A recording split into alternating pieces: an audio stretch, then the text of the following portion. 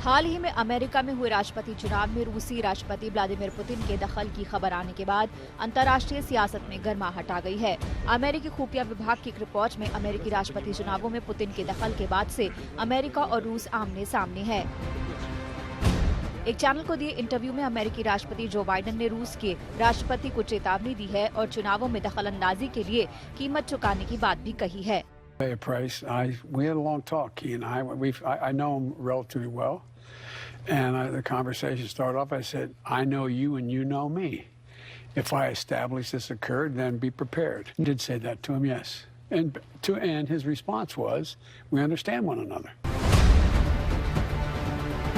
आपको बता दें, अमेरिका की खुफिया एजेंसी की एक गोपनीय रिपोर्ट लीक होने के बाद ये मामला सामने आया है। खुफिया एजेंसी की रिपोर्ट में कहा गया है कि चुनाव प्रक्रिया के दौरान वोटर्स को प्रभावित करने की कोशिशें पुरजोर तरीके से की गई थी। रिपोर्ट के मुताबिक रूस की इस चुनाव में मुख्य रणनीति जो बाइडेन के खिलाफ वोटर्स को प्रभावित करने की थी। हालांकि रिपोर्ट में अमेरिका की पूरी चुनाव प्रक्रिया में किसी तरह की कोई दखलंदाजी नहीं होने की बात भी कही गई है। इतना ही नहीं, रिपोर्ट में ये भी कहा गया है कि वोटर्स को प्रभावित करने के लिए रूस ने खुफिया विभाग के संपर्क में रहने वाली अमेरिकी मीडिया संगठनों, अधिकारियों, प्रमुख लोगों और कुछ ऐसे लोग जो ट्रंप के करीबी थे, इन सभी को अपना माध्यम बनाया था। वहीं रूस ने अमेरिका की खुफिया विभाग की रिपोर्ट का खंडन किया है।